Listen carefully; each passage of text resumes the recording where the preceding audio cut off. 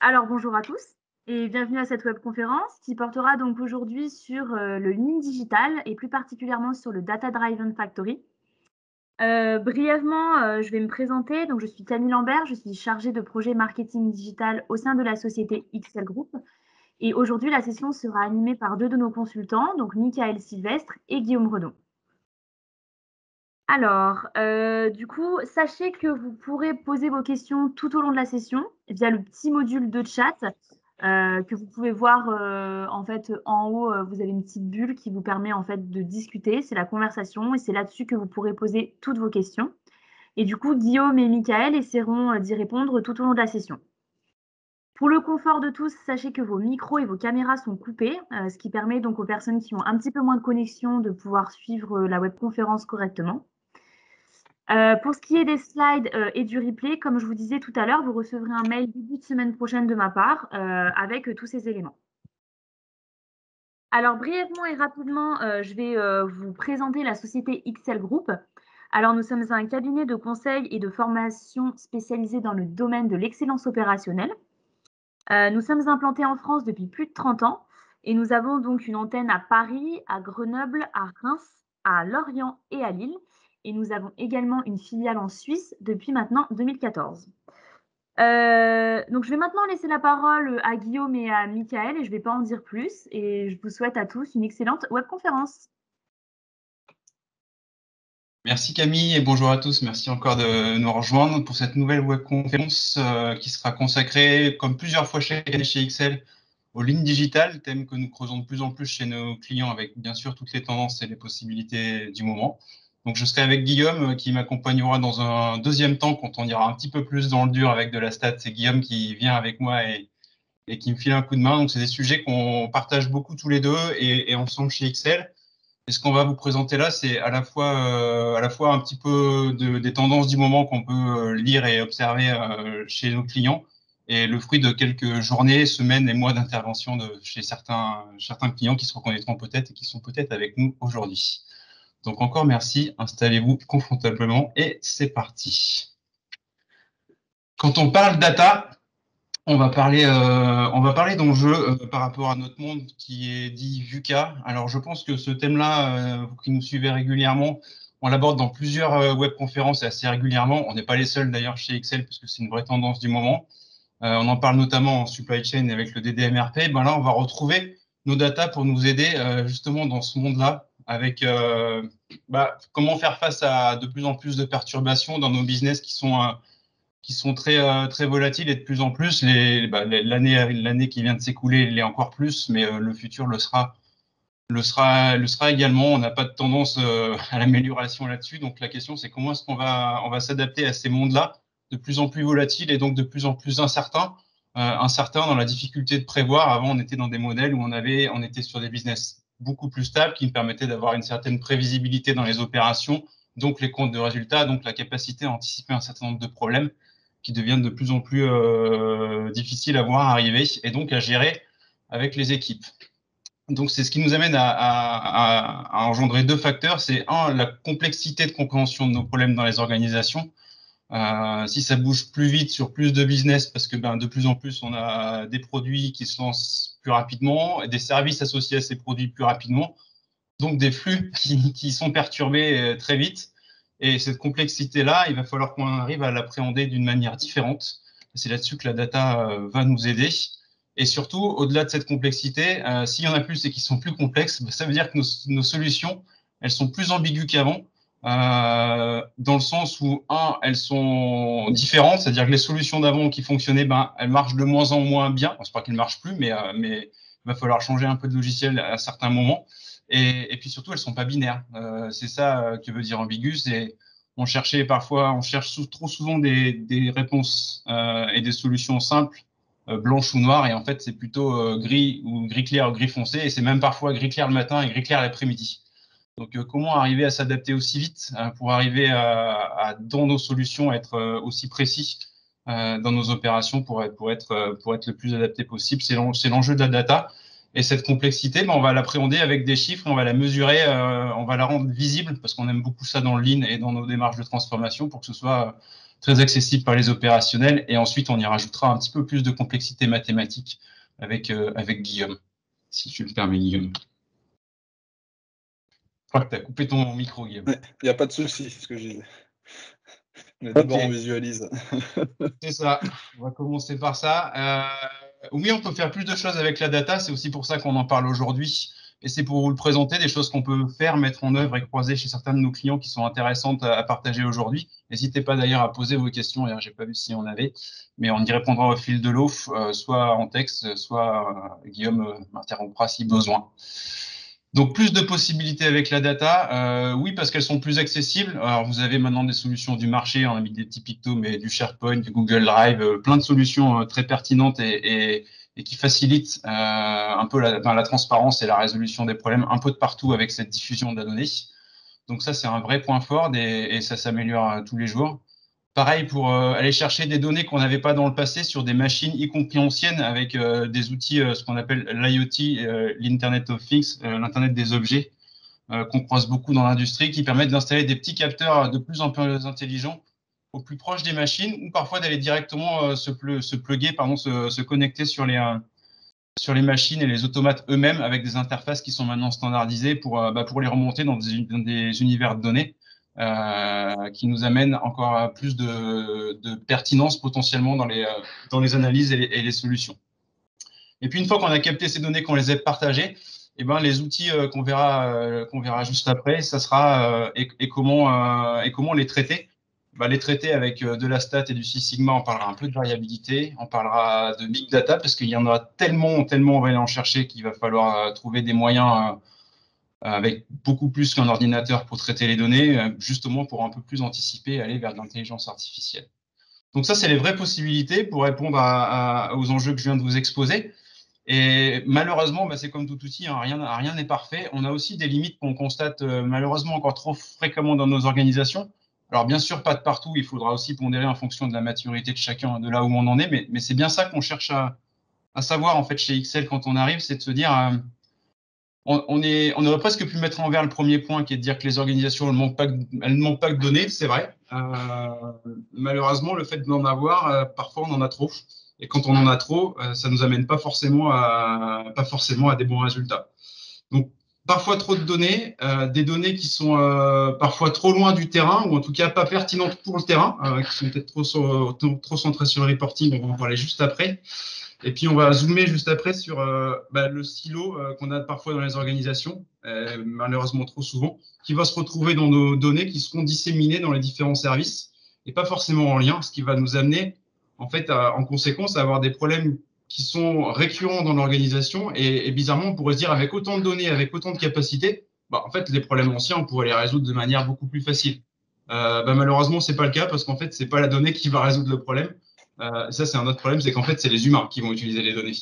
Donc, en fait, si on n'arrive pas à avoir une maturité qui progresse dans l'organisation pour que chacun puisse s'approprier ses propres données et les avoir de plus en plus à disposition, les problèmes anciens, ils ne vont pas se résoudre d'eux-mêmes, malheureusement. Donc, voilà, je ne sais pas si vous retrouvez vos environnements ou certains de vos environnements. N'hésitez pas à compléter mes propos si vous voulez partager. Pour zoomer un petit peu plus et quand on va dans le détail, quand on parle de silotage, on a une organisation type telle que vous pouvez l'avoir d'une usine avec des opérations au sens production du terme, des études, de la R&D, parfois des bureaux d'études si on est sur des marchés d'affaires, le marketing qui a aussi une fonction, bien sûr, les ventes qui sont là pour vendre et la finance qui est là pour gérer les actifs. Donc chacun, en fait, a dans son propre service. Le risque, c'est que chacun construise son propre pilotage sur son service et que chacun le centre un petit peu, malheureusement trop souvent, sur ses coûts. Et pas forcément, Guillaume parlera un petit peu de qualité et des coûts cachés qu'on pourrait aller chercher avec ces outils. Si on centre trop nos données sur chacun des services et trop sur les coûts, en fait, on va avoir des effets de bord où on ne va pas optimiser notre entreprise au global. On aura des antagonismes en fait entre les objectifs de chacun. Peut-être que la production voudra utiliser plus ces machines et ça sera peut-être au détriment de la flexibilité que va nous demander les ventes qui voudront aller plus vite et des planifications un peu moins figées. Donc en fait, tout ça, ça va nous amener à nous crisper, non pas sur les opérations elles-mêmes, mais aux interfaces entre les services. Et c'est ce qui fait que chacun, en fait, s'y retrouve pas forcément et l'entreprise au global n'améliore pas sa rentabilité. Au-delà de ça, si chacun va dans son propre reporting, chacun va construire. Ah, j'ai été un petit peu taquin, j'ai mis de l'Excel, mais ça peut être d'autres tableurs ou d'autres solutions que vous allez croiser dans les organisations. Si chacun y va de sa petite extraction qui va être partiellement maîtrisée, puisque quelque part, c'est aller chercher des données à un moment T, mais qui n'est pas forcément le même moment que son voisin, et ben chacun va avoir sa propre vision de sa vie à lui, mais pas forcément celle d'à côté. Et c'est bien là que le problème, c'est que des données qui seront pas assez fiables et pas mis à jour de la même manière, à la même fréquence, ça va nous amener à nous désynchroniser entre nous et quelque part, et pas arriver à piloter notre entreprise et à résoudre nos problèmes qui sont souvent aux interfaces, comme je l'ai dit.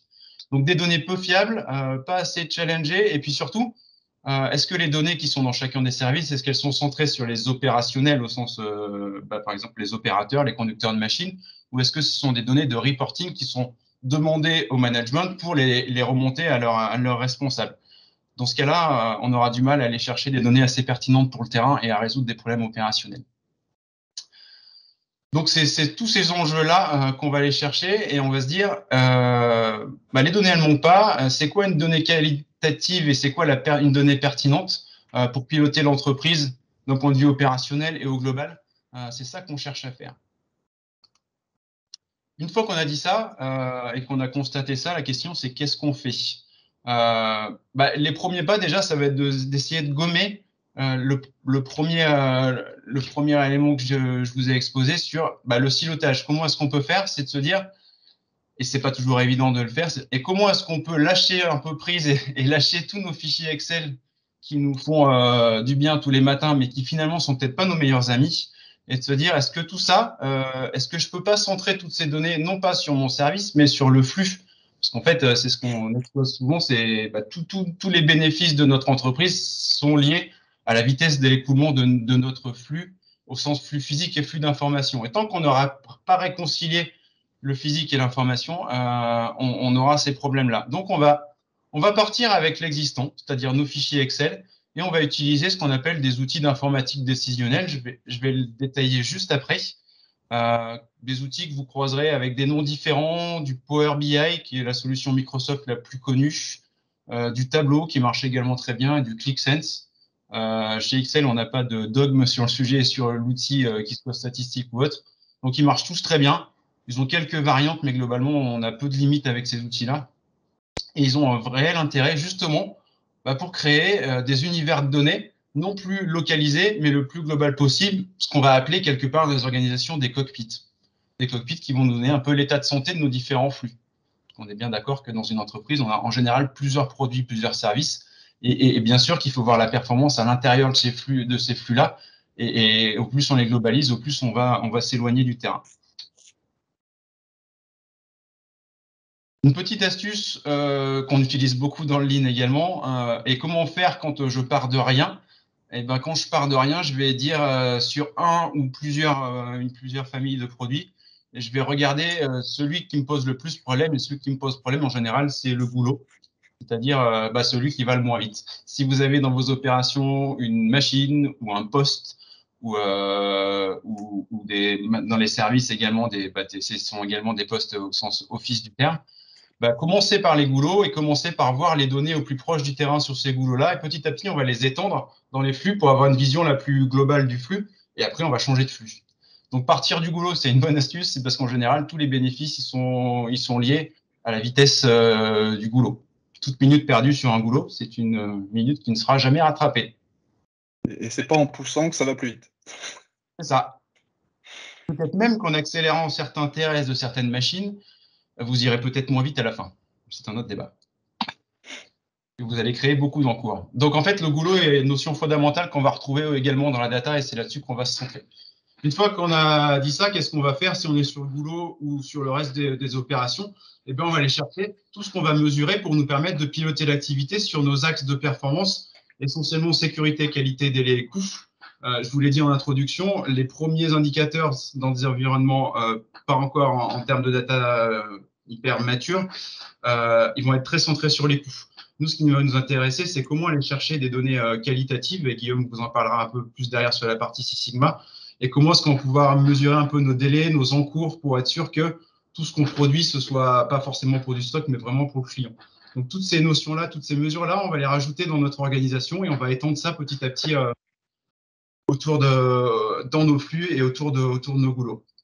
Tout ça, ça nous permettra, bien sûr, la notion d'environnement, elle est intégrée bien souvent soit sous la partie qualité dans le suivi des rebuts pour améliorer les rebuts, des vrais enjeux aujourd'hui, et également sur la partie coût, au sens énergie, consommation énergétique à terme. Il y a un vrai lien entre les deux, de plus en plus, et fort heureusement, ça c'est une remarque personnelle. Du coup, tous ces éléments-là vont se retrouver dans tous nos flux et toutes nos opérations. Vous vous doutez bien que nous aurons un certain nombre de données à faire cohabiter. Comment ça fonctionne? On parle de BI au sens business intelligence en anglais, informatique décisionnelle en français. Le principe, il est relativement simple et très accessible. On n'est pas obligé d'être informaticien bac+12 pour l'appréhender. On n'est pas sur un ERP au sens où je ne vais pas piloter mon entreprise, je ne vais pas avoir de transactions, je ne vais pas mettre à jour des données. Par contre, je vais pouvoir aller chercher de la donnée dans différents systèmes d'information. Typiquement, si vous avez beaucoup d'Excel, changez-les pas. Peut-être juste commencer à les connecter dans un univers pour les relier entre eux, comme je disais, et puis aller chercher des données complémentaires dans les ERP type SAP ou autres, que vous pourrez les croiser. Et là, du coup, vous allez mettre en lien des données qui sont suivies par les managers avec des données plus à jour dans les systèmes d'information, comme les nomenclatures, les gammes, les ordres de fabrication. Des données qui viennent du commerce et des clients avec du Salesforce, des solutions de ce type-là. Tous ces outils-là, ils vont pouvoir se connecter dans du Power BI. Je vous montrerai un exemple juste après. Nous, on utilise du Microsoft, mais on a testé d'autres. Et on n'a pas de part de marché chez eux. L'idée, c'est simplement de tout mettre ensemble dans un gros pot commun et on va piloter ensemble ces actions avec des données le plus à jour possible. Alors, à quoi ça va nous servir une fois qu'on a fait ça d'un point de vue démarche de transformation? On essaye de les construire avant les diagnostics chez Excel parce que ça nous permet déjà, dans un premier temps, dans le diagnostic, de réconcilier et le terrain et la donnée pour se dire finalement qu'est-ce qu'on va chercher vraiment à améliorer dans nos différents chantiers de transformation, qu'est-ce qu'on va aller faire. Et puis après, on va se dire, ces données-là, elles vont nous servir déjà pour piloter l'activité avec l'animation à intervalles courts. Donc là, je vous renvoie à d'autres webconf qu'on peut faire sur le sujet-là. Une notion fondamentale qui va nous permettre de dire tous les jours qu'est-ce que je vais regarder dans mes équipes au plus proche du terrain pour justement faire en sorte que ça ne dérive pas et que dès que ça dérive, je puisse le voir, si tant est que je regarde les bonnes données les plus à jour possibles. Là, vous avez des exemples, je vais vous le montrer juste après, des exemples d'univers qu'on a pu construire chez certains clients et qui fonctionnent aujourd'hui encore très bien. Ça marche bien pour piloter l'activité. Ça marche également pour piloter la supply chain. Je vous en ai parlé en introduction. Quand on parle de supply chain, on parle de plan industriel et commercial et plan de production. Comment faire le lien entre mon commerce, ma supply et mes opérations. Donc, c'est ce qu'on appelle les approches PIC PDP. On pourrait aussi parler avec mes collègues sur la partie DDMRP et autres. En fait, ces démarches PIC PDP sont des gros consommateurs de fichiers Excel, justement parce que j'ai des données à la fois qui viennent du commerce, j'ai des données qui viennent de la production, des OF, des stocks, des encours. Toutes ces données-là, elles viennent d'univers et d'environnements différents. Et si je suis capable en un clic d'aller les chercher et de les mettre à disposition dans un BI que du coup je vais utiliser en mensuel pour faire mon plan de production, ça vous fiabilise la donnée, ça vous les rend beaucoup plus robustes et ça vous permet d'avoir des échanges de manière plus simple et de vous concentrer non pas sur aller chercher la donnée, mais sur interpréter la donnée et la voir ensemble avec les fonctions type commerce, production et puis marketing qui vont être autour de la table également avec la qualité. Donc ces vues-là, elles marchent très bien et elles permettent de soutenir ces rituels de pilotage supply. Et une fois que j'arrive à piloter et que j'observe tous les jours ma donnée ou tous les mois en fonction de mes rituels, je vais voir apparaître avec mes yeux et avec mon cerveau des problèmes que j'arrivais pas forcément à percevoir et à m'apercevoir qui sont complexes et sont liés à plusieurs variables à l'intérieur que je vais observer. Et là, je vais commencer à pouvoir résoudre de manière avec de la résolution de problèmes classiques, aller chercher des problèmes et à les résoudre ensemble. On va les utiliser dans nos chantiers d'amélioration. Et une fois qu'on a fait ça et qu'on arrive un peu à nos limites, on va pouvoir arriver à aller un peu plus loin avec les données qu'on aura collectées et qui seront pertinentes. Et là, pour le coup, on ira chercher de la statistique pour aller plus loin et chercher des facteurs statistiquement influent, là où notre cerveau humain il va avoir quelques limites. Et on utilisera vraiment tout le potentiel de la data sur des sujets vraiment très ciblés. Je me permets juste de partager, pour donner un peu de matière à cette webconf, de partager un écran pour vous montrer ce que ça peut donner. Alors, je sais pas, j'espère que vous voyez bien mon écran. Ça marche, Guillaume? Ouais, ça marche très bien de mon côté, en tout cas. Ok. Donc là, vous avez une vue Power BI qu'on a pu créer chez un client sur un parc machine. Le gros avantage de ça, c'est que, alors si je vous montre juste le principe de base en 2 minutes, vous avez une vue restitution de la donnée qui est ici. On verra après dans quelle mesure c'est dynamique. Cette vue, elle s'appuie sur des données qui sont chargées à l'intérieur dans le système. Vous voyez, il y en a un certain nombre. Et l'avantage, c'est que toutes les données que vous voyez là, en fait, elles viennent de sources différentes. Et en fait, elles sont liées entre elles dans ces univers de données via des simples relations qu'on va faire après en faisant glisser comme ça les relations. Alors, il faut avoir quelques notions, un peu de base en base de données, mais c'est quand même très intuitif. Ça demande pas une grosse compétence en informatique. Et ça vous permet surtout d'aller faire des liens via ces systèmes-là dans tous nos systèmes. Et vous voyez, là, il y en a quelques-uns. Il y a quelques fichiers Excel. Donc là, c'est tous les fichiers Excel que je vous mentionnais en introduction, ils sont là-dedans. Et ça vous permet en fait de restituer tout ça dans cet univers-là et de vous dire, après, une fois que je suis en restitution, eh ben, si je clique par exemple sur là, je suis sur un parc machine, là, je vais avoir mon parc machine et je vais pouvoir isoler uniquement les pertes de temps ou des pertes qualité qui vont être à l'intérieur. Donc ça se met à jour dynamiquement. Et puis voir un petit peu les parétos sur les machines qui se mettent à jour derrière. Et ça, c'est ultra important quand je veux aller vite dans mes rituels d'animation, quand je veux faire de l'AIC et quand je veux faire de la résolution de problèmes, pour aller chercher des univers, des données, rajouter des graphiques et voir les liens entre différentes données que je verrais pas s'ils étaient dans différents fichiers. Ça marche très bien et ça se met à jour très facilement. Et les utilisateurs se l'approprient très bien. Au passage, ça permet, et on en parlera peut-être plus sur la fin, mais ça vous permet aussi de réconcilier la partie métier de la partie informatique. C'est-à-dire que bien souvent, vous avez des environnements où l'utilisateur va attendre d'avoir l'informaticien pour faire de la donnée. Si on a un système d'information qui vous met à disposition un outil type BI et qui vous permet de faire vos premières vues, si tant est que chacun fasse pas sa vue, bien sûr, parce que c'est pas le but, sinon on a les mêmes problèmes qu'au début de l'histoire. Chacun aura sa propre vue. Mais si tant est qu'on prenne ce temps-là de construire entre métiers ces univers-là, vous verrez que les rituels et puis les problèmes, ils vont se résoudre de manière beaucoup plus collective qu'avant. Et c'est vraiment ça qu'on cherche avec la BI. Alors la BI, derrière ça, après je vais laisser la parole à Guillaume, elle aura deux limites qu'on va chercher à gommer après avec de l'industrie un peu plus 4.0. C'est en termes de rafraîchissement, elle sera pas aussi temps réel que si on était connecté sur des capteurs, parce qu'on aura du mal à ouvrir tous les ports sécurité qui vont bien. Néanmoins, vous pourrez aller sur des fréquences de rafraîchissement qui seront à l'heure, à la demi-journée, voire un peu plus, mais on aura parfois des limites. Si on veut aller sur du temps réel, là, on ira vraiment sur d'autres types d'outils, mais qui arriveront dans un second temps pour être encore plus fin dans le pilotage. Commencez pas par là, c'est pas forcément le début de l'histoire, mais ça arrivera assez naturellement dans un deuxième temps. Et puis la deuxième limite, c'est que tout ça, ça vient des ERP, ça vient des systèmes qui sont connectés. Et du coup, j'ai parfois pas l'historique que je voudrais avoir parce qu'à la prochaine mise à jour, j'ai des indicateurs que j'ai calculés là-dedans qui ne seront pas historisés.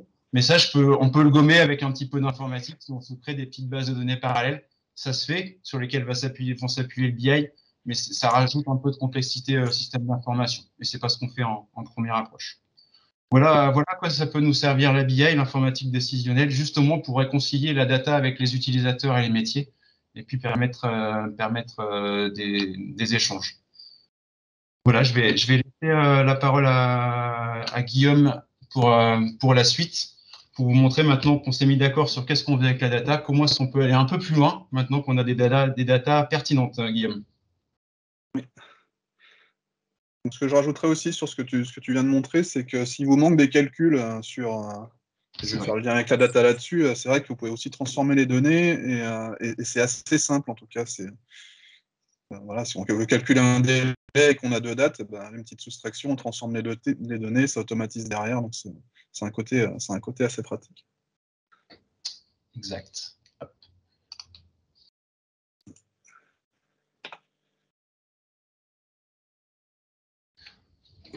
Une question de Frédéric pendant qui nous dit nous avons sur Power BI, nous avons des courbes d'évolution. Bah oui, bien sûr. Ah oui, quand je disais par rapport à l'évolution, bien sûr qu'on peut voir d'évolution dans Power BI, mais elles sont liées à des évolutions qui sont directement qui sont dans les bases de données existantes, dans les ERP, dans des données qu'on extrait à chaque fois. Le Power BI, au début, il n'a pas sa propre base de données. Si, comme Guillaume l'a dit, on fait des calculs intermédiaires, ces calculs intermédiaires qui sont souvent très pertinents pour les métiers, en fait, ils ne sont pas historisés dans une base de données, donc on ne voit pas leur évolution.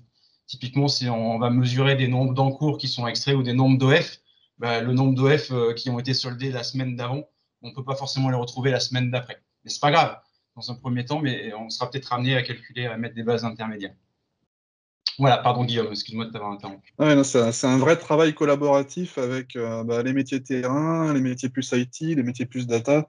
On y reviendra après, mais c'est un peu comme toujours dans les démarches d'excellence opérationnelle, hein, on est sur une approche process et pour que le process il tourne mieux, il va falloir travailler ensemble. Il n'y a pas vraiment de secret en fait là-dessus. Donc en tout cas, quand on mesure, quand on veut visualiser des données, quand on veut visualiser des tendances, quoi qu'il arrive, on va s'intéresser au process, ou du moins il faudrait s'y intéresser, et il faudrait s'intéresser aussi à comment on récupère cette donnée-là, d'où elle vient, comment elle est calculée, est-ce qu'on n'aurait pas des biais quelque part, hein. De toute façon, votre process, vous ne le verrez qu'à travers de la manière dont il est mesuré. Donc si vous avez une manière assez variable de mesurer, vous aurez un résultat variable. Voilà. Donc une interprétation variable. C'est ça. Donc qu'est-ce qu'on va chercher à faire effectivement, plus l'information arrive rapidement et plus on va pouvoir décider vite. Hein, on va chercher à simplifier, hein, à visualiser pour simplifier, pour accélérer les process et puis réduire la variabilité. Donc je reviendrai après sur les différents outils, mais ça va venir. On va parler ANOVA, Pareto, DO. Ce qui est important, Guillaume, je précise, c'est simplifier pour accélérer, parce que parfois on pourrait marquer que accélérer le process avec le lean. On peut aller plus vite si c'est pas en le simplifiant, et il y en a qui ont eu des problèmes. Oui, ouais, c'est ça. Ça va commencer à tirer, on parlait management aussi, ça va commencer à tirer sur les hommes, et pas que sur les hommes d'ailleurs aussi, hein, des fois aussi sur les machines. Hein, à un moment donné, on ne peut pas faire plus que ce qui peut passer par le goulot. On parlait de goulot, Ouais. le goulot, voilà. Imaginez une bouteille en verre, elle passera que ce qu'elle peut passer.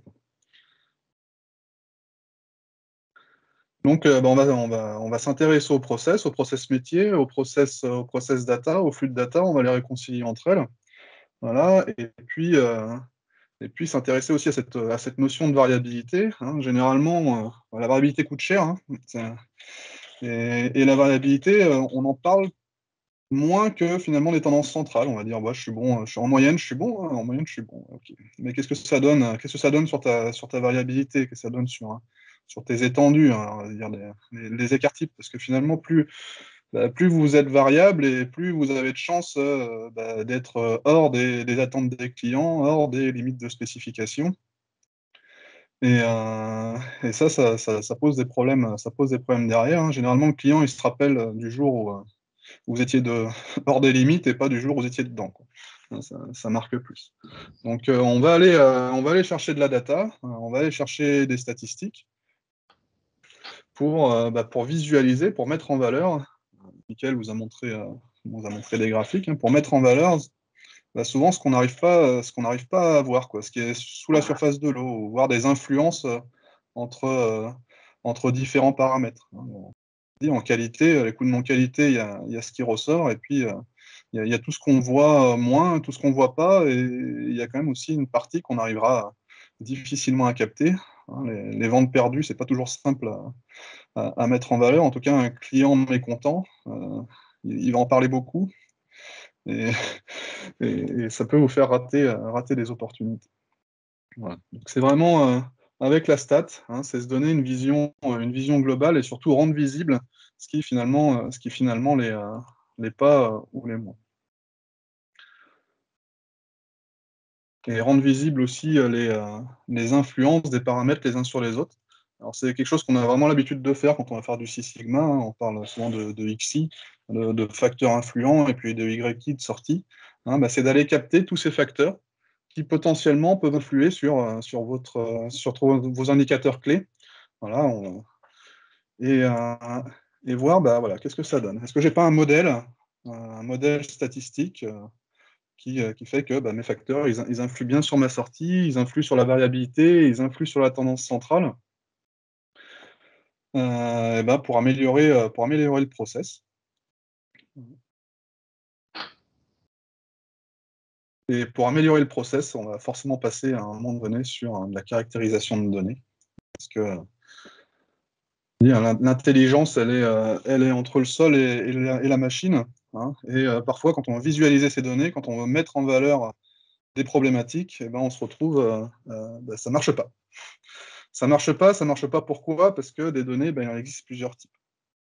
Il va exister des données de type quantitative, hein, des données continues, hein, des données qui sont, on va dire, mesurables avec un outil de mesure. Typiquement, on va mesurer des délais, on va mesurer des valeurs financières, on va mesurer les distances, des températures, des vitesses. Voilà, on va en parler avec des tendances centrales, des moyennes, des médianes, des écarts types, des étendues.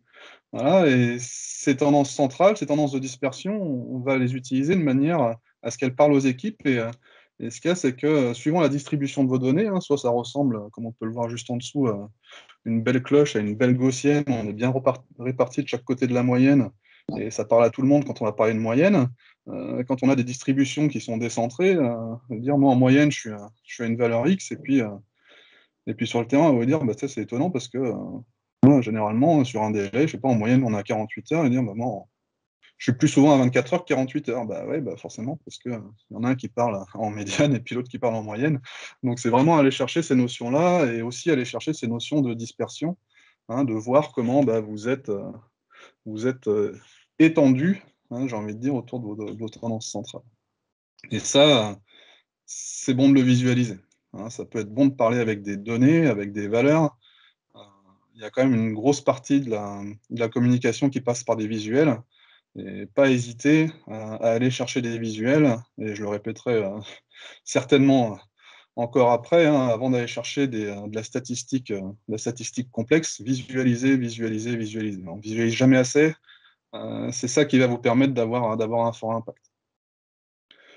Donc en termes de synthèse graphique, on en a un nombre certain, hein, on ne va pas être exhaustif, hein, mais déjà se faire un histogramme pour voir comment on se répartit, ça peut être intéressant. Utiliser des boîtes à moustaches pour voir la dispersion de la tendance centrale, des diagrammes de valeurs individuelles aussi pour identifier chaque point individuel où on en est, ou des points agrégés. Enfin, voilà. Donc c'est synthétiser les données, hein, en un coup d'œil, arriver à voir comment elles se représentent, et puis aussi voir comment elles se distribuent dans le temps. Donc on a une série chronologique, on peut regarder dans le temps comment les données elles s'enchaînent. Est-ce qu'on n'a pas des tendances? Est-ce qu'on ne voit pas déjà des modèles visuellement? Et puis, on peut y ajouter une petite part de statistique en allant chercher des cartes de contrôle pour voir si on est dans la variabilité, on va dire, classique du process, ou si finalement, il n'y a pas un événement qui s'est passé à ce moment-là, et on va pouvoir se focaliser dessus, quoi. Ça permet aussi de ne pas réagir trop vite. Et avec tout ça, on va pouvoir piloter le process et s'assurer qu'il fonctionne bien. Et Mickaël vous a montré des graphiques tout à l'heure. Enfin, c'est important par rapport à ce que tu dis, Guillaume, c'est qu'effectivement, on ne fait pas de la stat pour se faire plaisir, enfin, sauf Guillaume et ses collègues, bien sûr. Mais par contre, la question, c'est qu'est-ce qu'on veut leur faire montrer? Et c'est surtout quand vous êtes sur le terrain avec les opérateurs et que vous montrez un graphe qui leur parle bien, derrière, vous rentrez, vous voyez vraiment les yeux qui pétillent, et pour résoudre des problèmes avec eux hyper pratiques, c'est vraiment, ça embarque, quoi. Alors que c'est sûr que des formules mathématiques, ça embarque un peu moins. Voilà, c'est ça. Hein, donc, c'est toujours rendre visible ce qui est moins visible, rendre visible le flux de données, rendre visible ce que donnent les données. Après, la partie statistique, OK, on peut en avoir besoin, on a souvent des fois besoin d'aller la chercher, mais d'abord on visualise. Ça passe par là. Et donc un autre type de données qui est plus de la qualitative, hein, ce qu'on appelait des données discrètes. Alors, on les croise pas mal en qualité, hein, dans le sens où est-ce que c'est bon, pas bon? Est-ce que c'est ce qu'on appelle des attributs binaires? Est-ce que c'est oui, non? Valable, pas valable? Est-ce qu'on n'a pas plutôt des données qui sont nominales, hein, vous avez des données de régions, de villes, d'agences, d'usines, de machines, voilà, pour visualiser par rapport à des données nominales. Est-ce qu'on n'a pas des données qui sont ordinales? Voilà, petit, moyen, grand. Voilà. Et quel type d'indicateur on va chercher derrière? Donc, on peut aller chercher effectivement des proportions, des ppm, des dpmo, des comptages.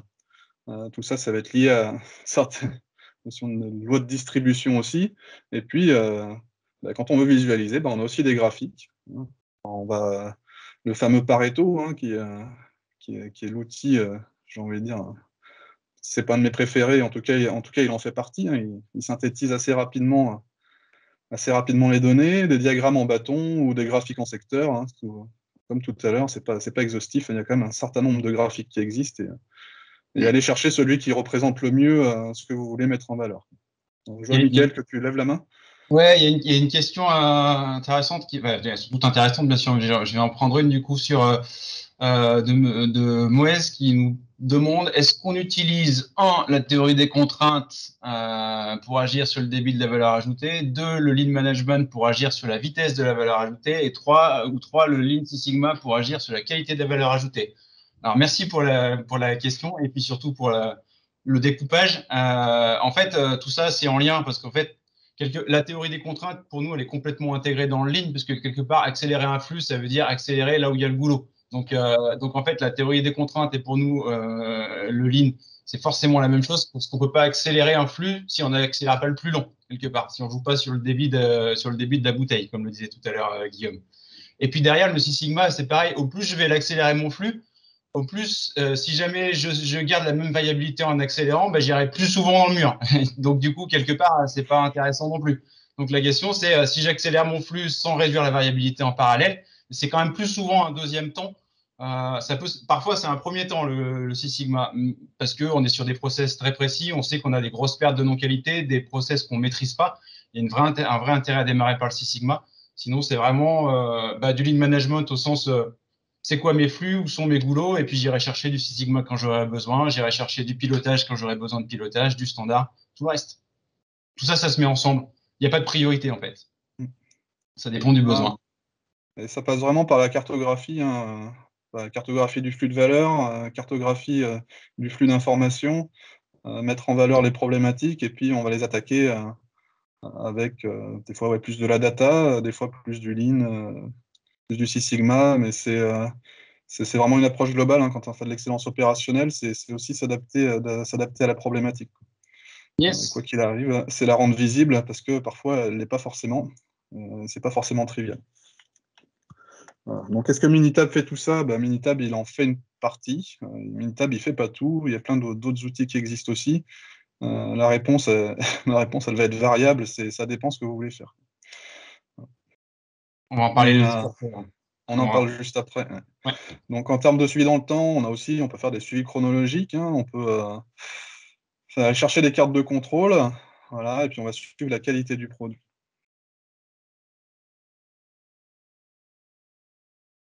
Donc, en tout cas, dans la statistique, qu'elle soit descriptive ou d'inférence, c'est déjà de visualiser.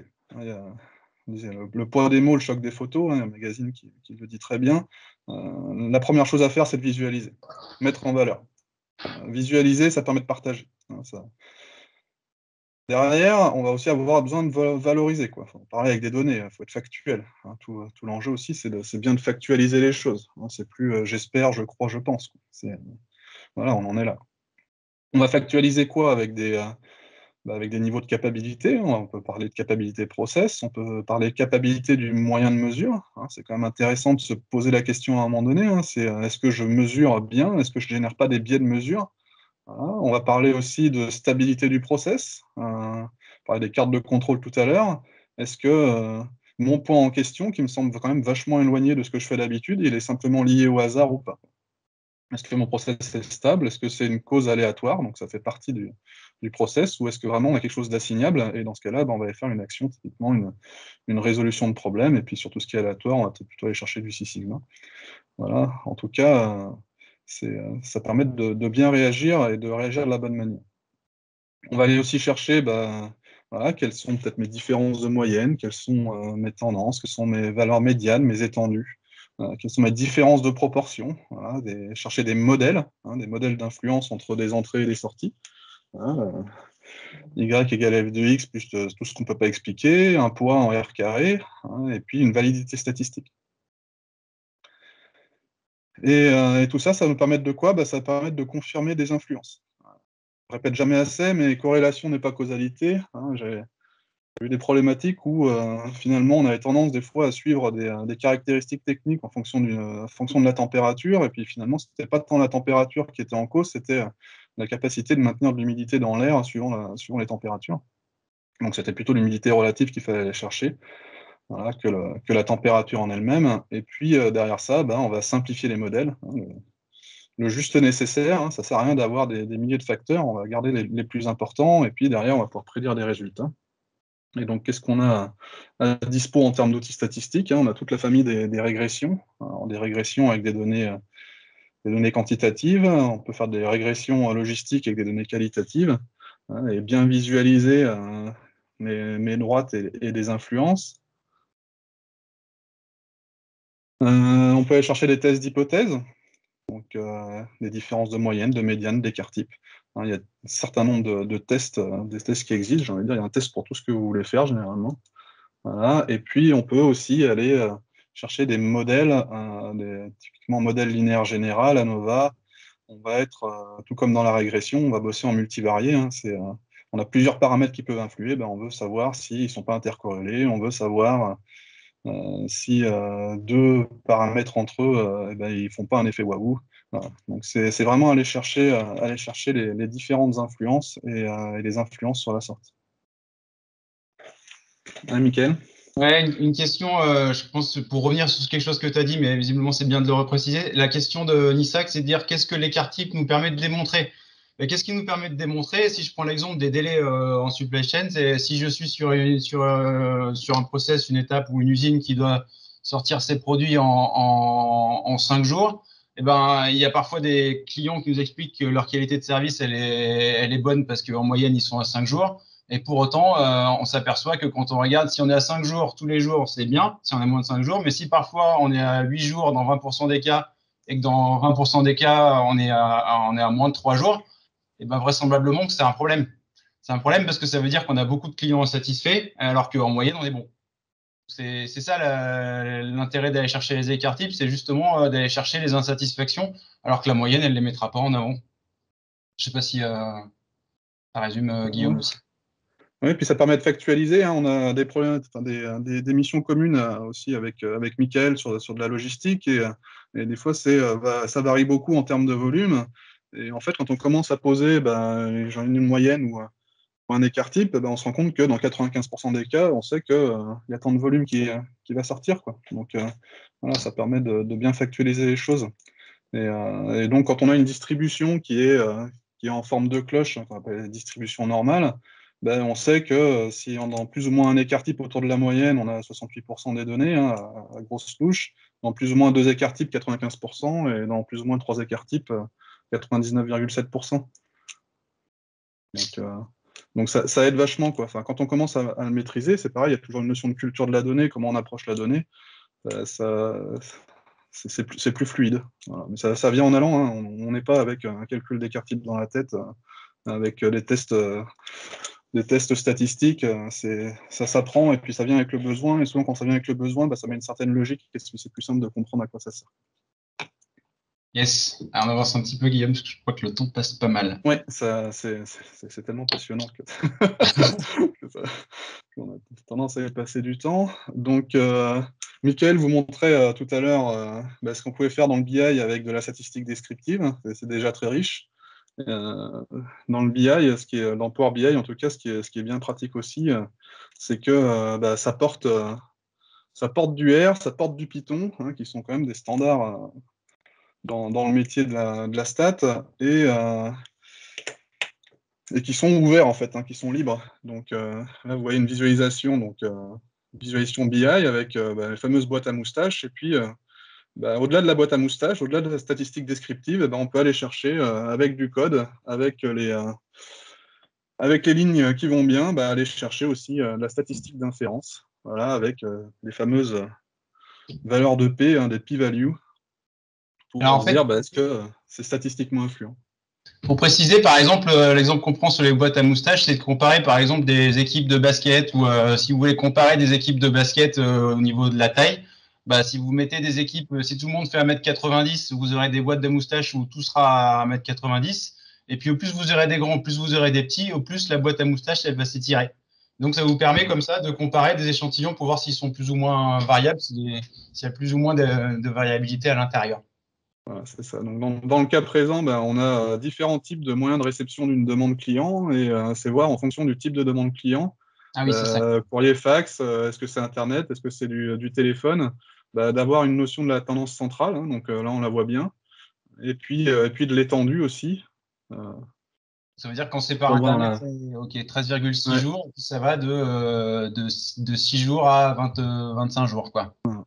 Et d'avoir une notion de dispersion, et ça en un coup d'œil, et puis en un coup d'œil dessous, c'est d'avoir une notion de la force, on va dire, statistique de la dispersion, enfin des différences de tendance centrale, et de pouvoir dire, mon écart, il est statistiquement significatif.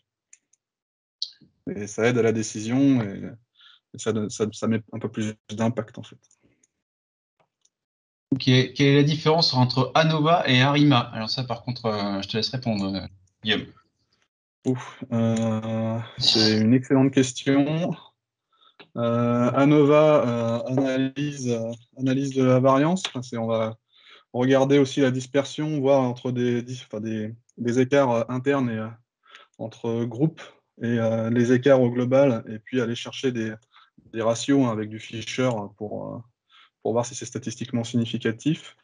Et ARIMA, alors là, je vais être moins. Un copain Google. Ouais, c'est ça, j'ai mon copain Google. C'est ça qui est C'est une bonne intéressant. question, mais C'est qu'en fait, ouais, les vas-y. outils statistiques sont riches, et c'est vrai que l'ARIMA, c'est pas un outil que j'utilise pas pour l'instant. Donc, merci pour l'outil, et je pense que je vais l'utiliser à partir de cet après-midi. En fait, c'est ça qui est important dans l'échange aussi, c'est de se dire, il y a tout un tas d'outils derrière la data. Ils sont pas tous pertinents tout le temps. C'est comme dans Lean, on a plein d'outils. La question, c'est lesquels on va avoir besoin. Merci pour la petite blague, Arima, avec le petit smiley dans les commentaires.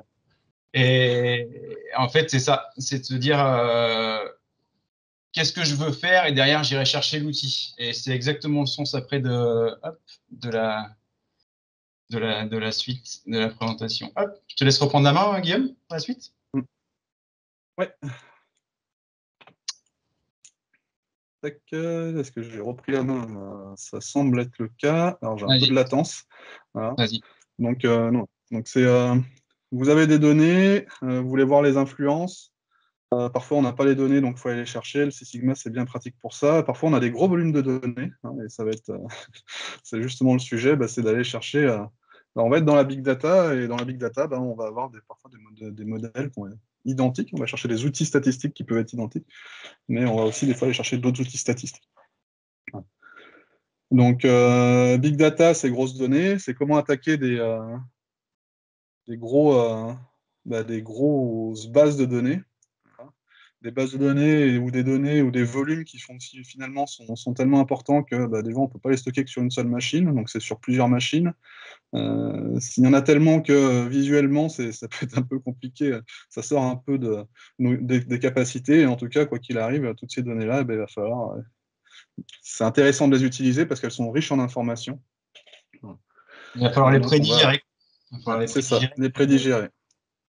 Donc les données, souvent, elles se déversent, et il y en a beaucoup, beaucoup, beaucoup. Hein, donc, on a parlé de rivières de données. Ces rivières de données, elles peuvent se déverser dans un lac. Voilà, et puis on va en data lake, hein, on va parler des lacs de données. Donc énormément de données différentes, de typologies différentes, qui se retrouvent au même endroit et qu'on va pouvoir aller traiter.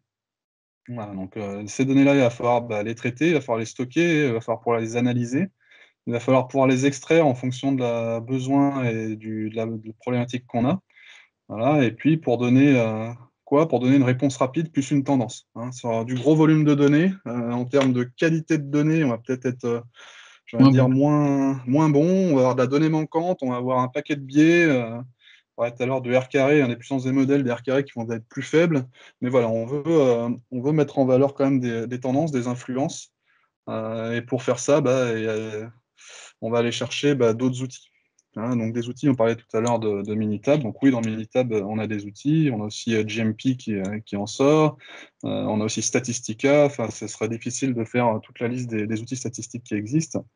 Mais là, typiquement, voilà, des exemples de ce qu'on pourrait avoir dans des logiciels statistiques. Et Minitab porte depuis quelque temps aussi une partie analyse prédictive qui rend visible en fait l'arbre de décision, qui rend visible via des Pareto les facteurs les plus influents, qui rend visible bah, combien il faudrait garder de facteurs pour avoir un modèle intéressant, toujours cette notion de juste nécessaire. Et donc c'est assez intéressant pour aller prédire des modèles. Donc, quoi qu'il arrive, les données, big data ou pas, il faut aller les chercher, il faut les trouver où elles sont. Le travail participatif, ça aide vraiment parce que ça permet de travailler ensemble et d'échanger, voilà, de travailler sur le process, les analyses terrain, voilà, de remettre ça en lien avec ce qui se passe, de se poser des questions sur les biais, les moyens de mesure. Ces données-là, derrière, on va les analyser et on va les rendre visibles. J'appuie à chaque fois là-dessus, mais pas se jeter tout de suite dans des analyses statistiques, déjà essayer de sortir les grandes influences, se donner une idée et puis échanger dessus. On va les analyser alors avec les outils d'inférence classiques, corrélation multivariée, on a parlé d'ANOVA, certainement d'ARIMA aussi, merci pour l'échange à droite. On va statuer sur nos modèles, les insuffisances, comme je disais, s'il y a des données manquantes, parfois c'est pas si simple avec les outils classiques. On va aller chercher un arbre, on va construire un arbre, le simplifier, aller chercher les R carrés qui vont bien, la force du modèle, et puis derrière, identifier les solutions statistiques, le jeu de paramètres influents et pouvoir décider. Typiquement, l'exemple que vous avez juste avant, c'est un exemple dans l'imprimerie et qui permet de voir qu'en fait, le principal facteur influent sur un gros volume de données, ça va être la typologie de client. Et puis, on a parlé d'influence d'entrée sur des sorties. Il y a aussi, on va chercher du data mining. C'est pas tant aller chercher des influences du X sur des Y, c'est d'arriver à visualiser des corrélations entre différents paramètres. Alors, il existe, c'est pareil, c'est pas exhaustif, il en existe un petit paquet quand même. Donc, on peut parler d'analyse en composantes principales, d'analyse factorielle, des classifications ascendantes, on va aller chercher des liens, des corrélations multiples. Voilà, différents types de visualisation qui peuvent permettre de dire, tiens, quand il y a des couleurs, ça marche souvent mieux. Quand on est bleu, c'est un peu froid, il n'y a pas grand-chose. Et puis quand on est rouge, il y a une forte corrélation. Et là, derrière, il y a aussi des modèles statistiques, mais on les visualise et c'est plus facile d'échanger dessus. On a pas mal parlé de data plutôt chiffrée, mais des types de data, on en a plein, et ça se transforme souvent en chiffres derrière, mais on peut aussi aller traiter de l'image, on peut aller traiter de l'audio, de la vidéo, on va aller traiter du texte. Ce qu'on va chercher à faire à ça, on va préparer les données, on va les traiter, on va enrichir. À chaque fois, c'est enrichir le modèle, lui donner plus d'informations et lui apprendre, finalement. Mais pour ça, il a besoin de nous pour identifier des modèles pour décider, avec de l'apprentissage, aussi créer des décisions automatiques. Là, typiquement, on est sur la visualisation de défauts, on lui met un niveau de corrélation, un niveau de forme, et puis il va dire bon ou pas bon. Et puis à chaque fois qu'on lui en donne plus de photos de bon et de pas bon, il peut plus facilement prendre des décisions. Voilà, on va parler de traitement vocal. Il y a pareil, il y a des petites boîtes dans les maisons ou ailleurs d'ailleurs qui permettent de reconnaître la voix, de reconnaître les visages, et puis derrière de personnaliser. Alors, on peut parler de l'ambiance sonore, lumineuse, température, chauffage, toute l'intelligence aussi des bâtiments, toute l'intelligence, on parlait tout à l'heure de l'environnement, mais en tout cas de bien gérer tout ça. Et qui dit différentes typologies de données, dit aussi différentes typologies de métiers. C'est un peu comme on dit l'informaticien. L'informaticien, il y a énormément de métiers chez les informaticiens. Dans la data, il y a aussi énormément de métiers différents. Et suivant les métiers, ils vont savoir faire des choses différentes. Donc, explorer, structurer, qualifier des données plutôt chez le data miner, visualiser des données chez le data analyst. Voilà, construire des modèles statistiques, ce serait plutôt le data scientist. Préparer et faire tourner des modèles en dynamique, le data engineer. Sécuriser, data protection officer. Voilà, donner une stratégie aussi. Une vision juridique, c'est plus chef data officer. Et puis comprendre et fiabiliser les données. On est plutôt chez le master data manager. C'est pas exhaustif, c'est assez synthétique, mais voilà les grandes tendances qui vont avec les métiers, qui vont avec ce que va faire la personne, ses rôles, ses responsabilités et ce qu'on peut attendre.